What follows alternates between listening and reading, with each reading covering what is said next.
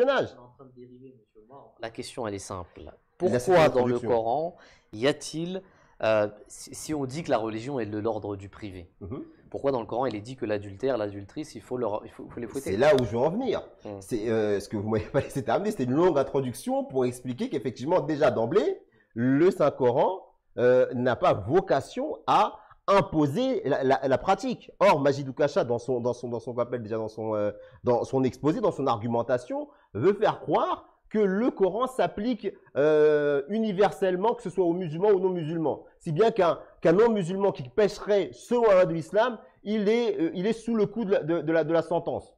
Alors que c'est pour ça que je vous disais que le saint prophète Mohammed à son époque, c'est connu. C'est dans les hadiths où il le dit très clairement. Quand un juif venait qu'il avait commis un péché ou il avait commis un crime, parce qu'il avait aussi la casquette de chef d'État, il vient lui demander sur quelle loi vous voulez être jugé. Est-ce qu'on va juger un idolâtre qui est en train de forniquer selon la loi de l'islam, alors que c'est même pas un crime chez lui? Maintenant, c'est ce qui se passe en Indonésie ou en Arabie Saoudite aujourd'hui, parce que justement, on s'est éloigné de la pratique du saint prophète Mohammed sallam. Parce que si maintenant on revient, et là je réponds à la question, si on revient sur la pratique du Saint-Coran, il y a une sourate qui s'appelle la sourate Al-Hujurat, qui est un condensé des règles que doivent observer les musulmans. Ne pas s'espionner, ne pas entretenir de soupçons, ne pas juger et se sentir supérieur vis-à-vis de qui que ce soit. Or, aujourd'hui, la question de la police des mœurs, par exemple, qui existe en Arabie Saoudite ou même en Indonésie, est-ce qu'elle est conforme à la sunna? Le saint prophète, sallam, quand des gens venaient et qu'ils confessaient leurs crimes et qu'ils voulaient être punis, le saint prophète, sallam, détournait le visage. D'autres rapports disent que lorsque des personnes lui confessaient un crime ou un péché, il leur disait « Viens avec moi, on va à la mosquée, c'est l'heure de la prière, fais ta prière ». La prière étant terminée, l'homme en question revient voir le saint prophète sallam pour demander au saint prophète sallam d'être châtié. Et qu'est-ce qu'il dit? Il dit, mais n'as-tu pas fait ta prière? N'as-tu pas expié ton péché, ton crime? Là, c'est l'exemple du saint prophète sallam. Alors, comment vous pouvez aujourd'hui réconcilier cet exemple où, en plus, le saint prophète sallam, qui était le reflet des attributs divins, et on sait que l'un des attributs d'Allah, c'est Satar, celui qui couvre. Comment cet attribut de divin, de miséricorde, de compassion, vous pouvez le réconcilier avec les pratiques complètement iniques, complètement bigotes, complètement sectaires de certains pays musulmans, qui, à partir de là, des personnes comme Majidou Kacha, vous dites, regardez, vous avez une religion qui est complètement intrusive. Alors que l'exemple, comme vous l'avez dit en introduction, l'exemple du saint prophète Mohammed, de sa pratique, de la manière dont il traitait les gens qui avaient commis des péchés sous la base de la confession, nous montre bien que le but de la sentence, le but de la condamnation, le but des peines n'est pas justement n'est pas de condamner, mais c'est de réformer. Et en plus de ça, là où je veux par rapport à la flagellation, et on rentre maintenant dans le verset, quand on dit celui qui est châtié, c'est qui? C'est Azani, Azaniyat. Ça veut dire le fornicateur invétéré.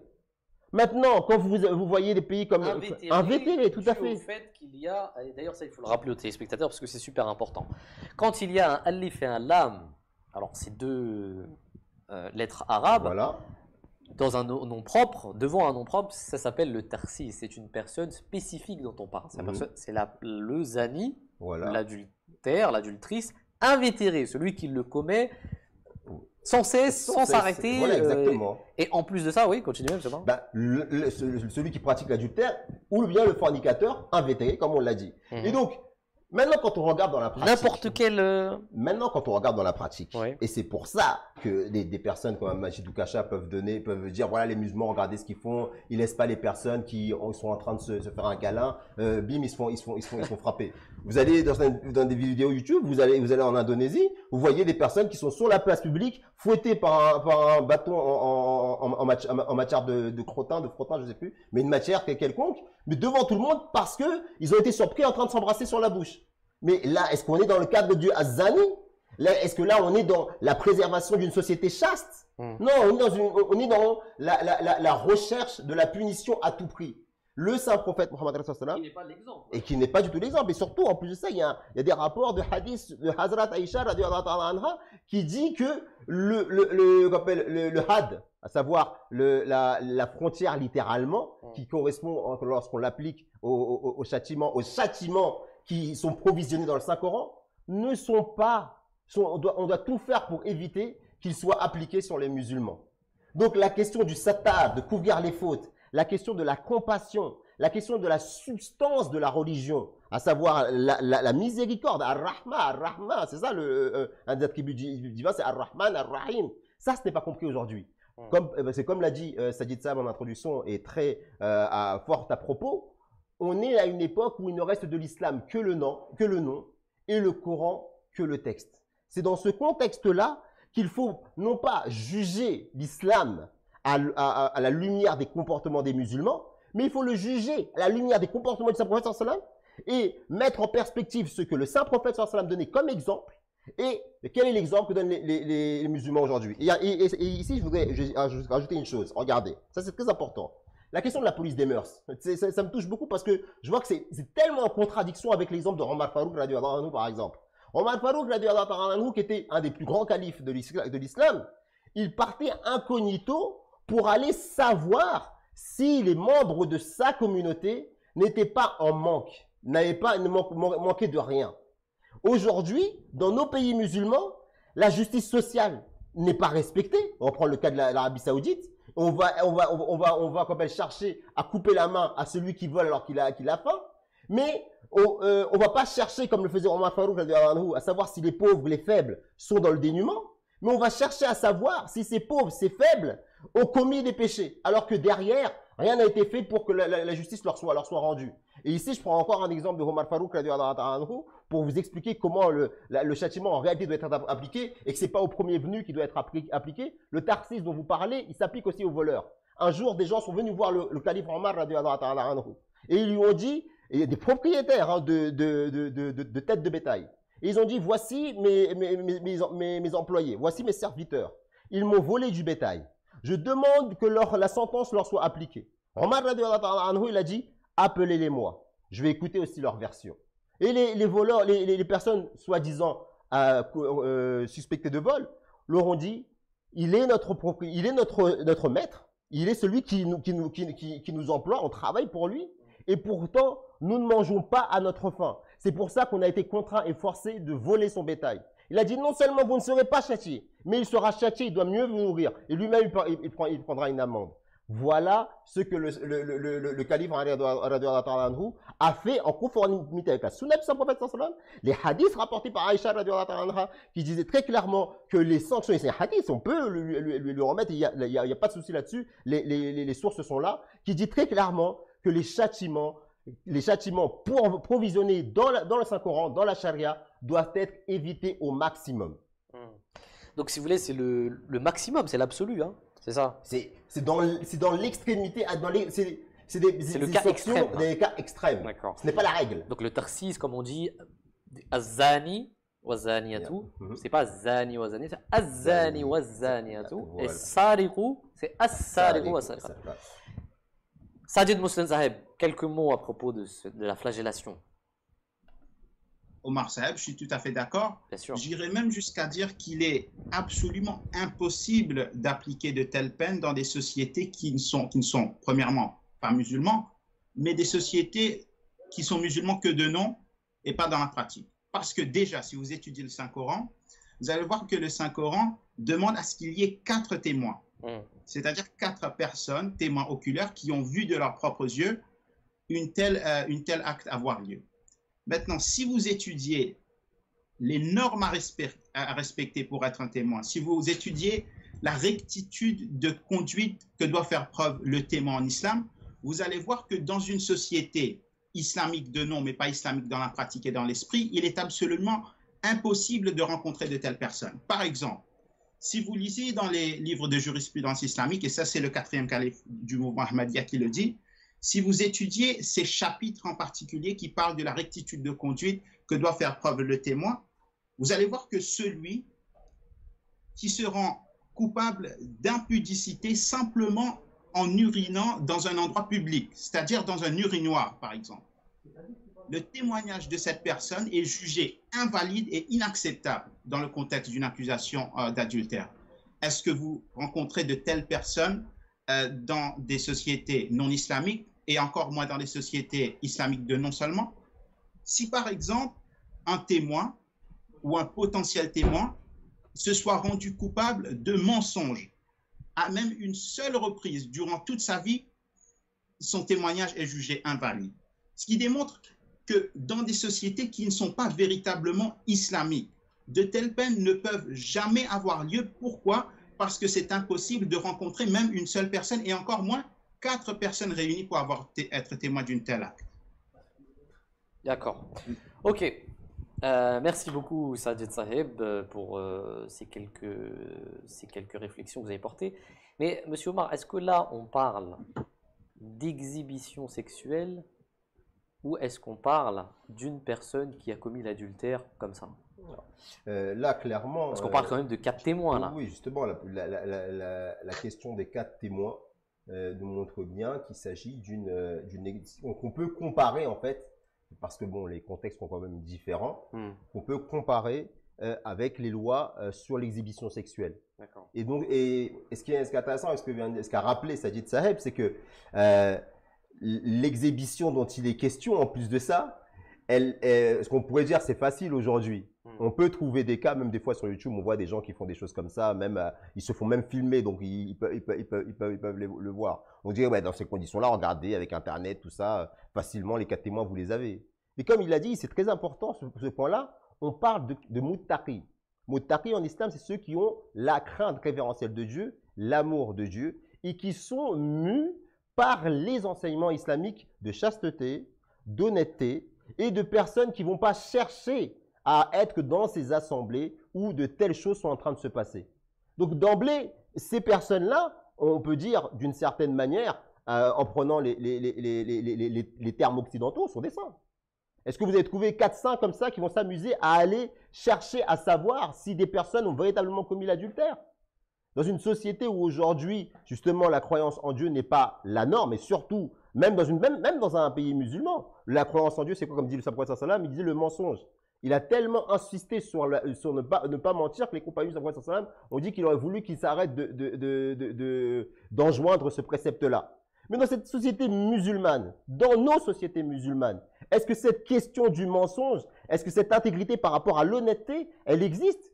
Est-ce qu'elle est la norme? Non, elle est l'exception.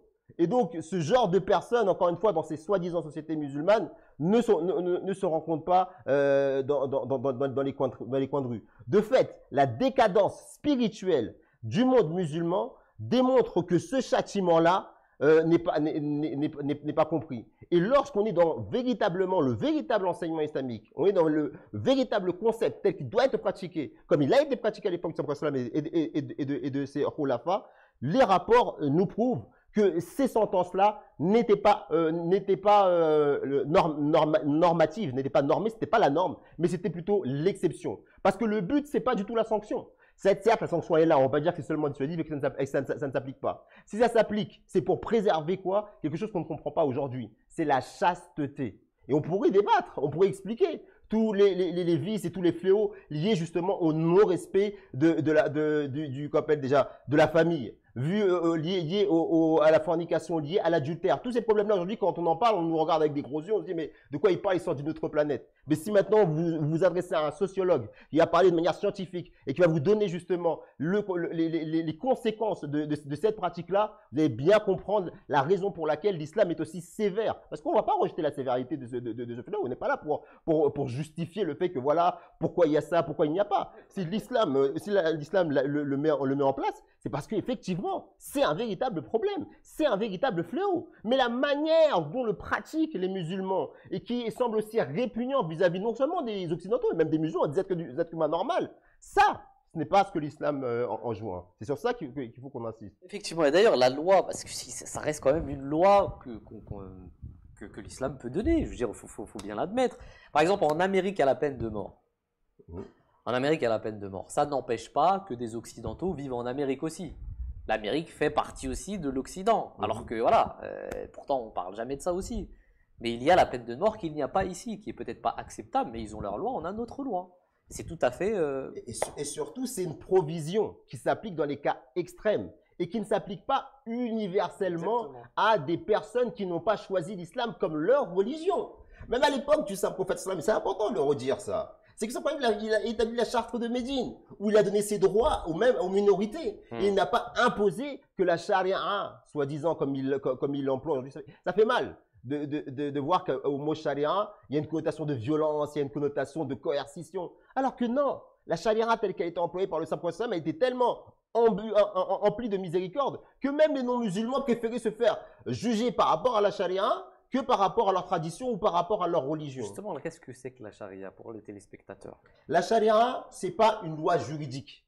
On va dire d'une certaine manière, si on prend un raccourci, c'est une loi comportementale. Parce que le Saint-Coran n'est pas un code de loi pénale. C'est un livre qui a un projet réformateur et qui s'adresse à différents types d'individus. De celui qui est complètement absorbé, envahi, qui est complètement dépendant de ses pulsions animales et qui est être humain seulement de façade, à l'être humain qui, lui, se morfond à chaque fois qu'il commet un acte répréhensible et qui va essayer de se réformer, et à celui qui, justement, grâce aux différents enseignements qu'il y a dans le Saint-Coran et dans la Sunna, arrive à se réformer et à agir tel qu'un être humain normalement constitué, qui a bien conscience du bien et du mal, agit. Ça, c'est la charia. Et c'est parce que les gens comprennent la charia comme étant un code de loi juridique coercitif, eh bien, qu'ils se méprennent. Et ça, c'est en premier lieu de ceux qui comprennent ça, ce sont les musulmans. Les imams qui nous disent que… Voilà, exactement, on va le voir. Chose que Majid Oukacha d'ailleurs dénonce, et il a raison de les dénoncer. Il a raison tout à fait de le dénoncer. Ouais. Ceux qui élaborent des théocraties, ceux qui disent, voilà, on va juger les gens par la charia, et au nom soi-disant de la charia, ils vont commencer à dire qu'une personne, elle a blasphémé. Mais ce sont des lois inventées. C'est pas parce qu'une personne porte une barbe et une djellaba, comme vous l'avez si bien dit, et qui dit bien leur prof, tout ça, qu'il a bien compris sa religion. Ce sont des personnes qui sont… Vous avez l'exemple, c'est pour ça que c'est une chose qui est importante pour nos téléspectateurs occidentaux, surtout qui comprennent, qui sont les enfants de Voltaire. Molière plutôt. Molière qui a fait une superbe pièce de théâtre qui s'appelle Tartuffe. Tartuffe, c'est celui qui était un faux dévot. C'est celui qui avait, comme on dit, de là est sortie l'expression, peut-être de là ou peut-être un peu plus avant, l'habit ne fait pas le moine. Eh bien, on est là, à l'époque de Molière, à des siècles de l'exemple de Jésus, qui lui était venu pour combattre les pharisiens. Eh bien, pareillement, en islam, c'est la même chose. Aujourd'hui, vous avez des personnes qui ont la barbe, qui ont le turban, qui ont les habits exactement comme le Saint-Prophète s'habillait, et qui parlent bien l'arabe, qui lisent avec les bons accents. Mais en ce qui concerne la pratique, en ce qui concerne la compréhension, en ce qui concerne suivre l'exemple d'amour, de compassion, de miséricorde du Saint-Prophète et de justice, eh bien, ils en sont bien loin. C'est pour ça qu'ils donnent le bâton pour se faire battre par des personnes comme Majid Oukacha. Jazakallah, merci beaucoup, monsieur Omar. D'ailleurs, on va revenir à cette question. Monsieur Sajid Mousloun Sahib, qu'est-ce qui se passait avant l'avènement du Saint-Prophète Mohammed sallam, avant cette loi-là? Quelle était la loi qui était appliquée pour ceux qui étaient, ceux qu'on voyait, ceux qu'on avait constatés comme étant des adultères ou des adultrices? Ben, ça, il faut le dire, hein, c'était la lapidation, parce que c'est ce que préconise la Bible. Hein. Et c'est cette loi qui caractérisait les punitions liées aux hommes et aux femmes adultères. Mais malheureusement, ce que l'on voit aujourd'hui, c'est que les pays musulmans, les pays soi-disant musulmans comme l'Arabie saoudite, retournent vers cette loi biblique de l'Ancien Testament. Ouais. Ce qui démontre que ce qu'ils pratiquent aujourd'hui, ce n'est pas l'islam véritable, mais bien un islam qui ressemble plus à celui des Juifs. Et le Saint-Prophète sallallahu alayhi wa sallam avait prédit dans plusieurs de ses hadiths que sa Ummah arrivera à un moment donné, suivra les Juifs et ils se ressembleront comme deux chaussures de la même paire. Oui. Donc, c'est ce qui démontre vraiment que nous sommes à l'époque où cette prophétie du Saint-Prophète sallallahu alayhi wa sallam se devait se réaliser, et nous voyons très clairement que les pays soi-disant musulmans d'aujourd'hui sont dans la pratique loin des préceptes contenus dans le Saint-Coran et plus proches des préceptes contenus dans la Torah des Juifs.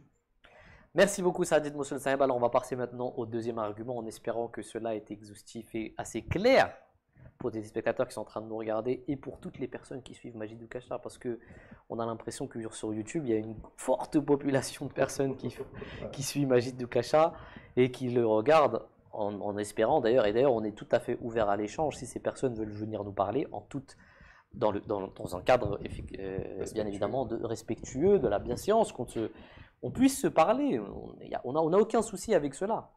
Et Inch'Allah, on verra. On verra si on a quelques commentaires, on a des questions, des interrogations. En tout cas, vous avez aussi la possibilité de nous écrire d'ailleurs sur le chat que vous voyez sur YouTube. Faites-vous plaisir, dites-nous ce que vous pensez de tout cela.